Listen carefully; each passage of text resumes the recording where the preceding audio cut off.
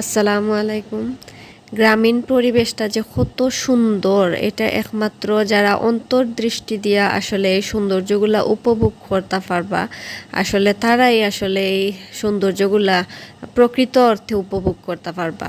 আসলে আমি বুঝাইতে পারছি কিনা জানি না, আসলে আমার মতো যারা ছোটোবেলা গ্রামে বড় হয়েছেন এবং পরবর্তীতে পড়ালেখার কারণে হোক বা জীবনের তাগিদের কারণে হোক গ্রাম ছাড়িয়া শহরও বসবাস করা লাগে, তারার যে ছোটোবেলার কত স্মৃতি জড়িত থাকে মানে গ্রাম নিয়া বা একটা গ্রাম নিয়া।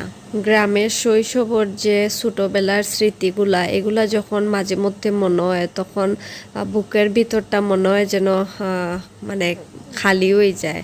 বড় বড় দালান এবং বিল্ডিংয়ের মাঝে থাকিয়া কোনো প্রাকৃতিক সৌন্দর্য আসলে উপভোগ করা যায় না। এই যে দেখতে পারা ইনোর মাঝে মাছ মারা ওর, যেটা শহরের ভিতরে থাকিয়া দেখা বা উপভোগ করা কোনোভাবেও সম্ভব নয়।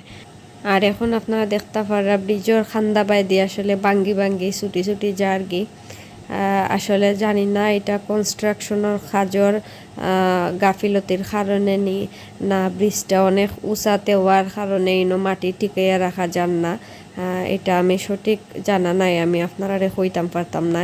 হয়তো ব্রিজটা অনেক উপরে এবং অনেক লম্বা হওয়ার কারণে এই ব্রিজটা হয়েছে আপনার কুশিয়ারা নদীর উপরে নির্মিত, কুশিয়ারা ব্রিজ।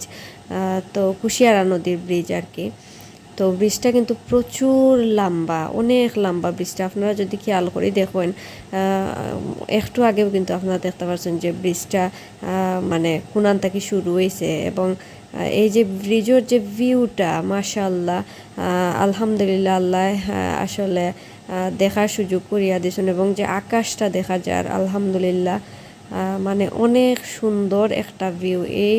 এই যে দৃশ্যটা এবং নদীর খান্দা দেখতে পারা যে ছোটো ছোটো ঘর বাড়িগুলা আছে, এই যে এই দৃশ্যগুলা আমরা কোনো সময় আসলে শহরের ভিতরে থাকিয়া উপভোগ করতাম পারি না। ওই যে দেখতে পারা যে রাস্তার নিচে ঘরগুলা, এই দৃশ্যগুলা দেখতে আসলে আমার মানে খুবই ভালো লাগে।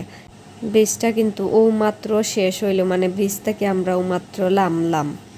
আর এখন আপনারা যে ব্রিজটা দেখতে পাররা, আপনারা যারা গোলাপগঞ্জ, ঢাকা দক্ষিণ, বিয়ানীবাজার ওদিকের মানুষ আছেন, আপনারা কষ্ট করে একটু কমেন্টস করে জানাইবা যে এই ব্রিজটা কোন ব্রিজ, মানে ব্রিজের নামটা কিতা। আশা করি আপনারা জানাইতে পারবা এবং অন্যান্য আপনারা যারা জানেন আপনারাও জানাইতে পারবা ইনশাল্লাহ। তো আসলে বিভিন্ন সময় বিভিন্ন জায়গায় যাওয়া হয়, সব সময় সব জায়গার ফুটেজ ধারণ করা সম্ভব হইয়া ওঠে না এবং আপনারা লগে আসলে শেয়ার করাও সম্ভব হয় না।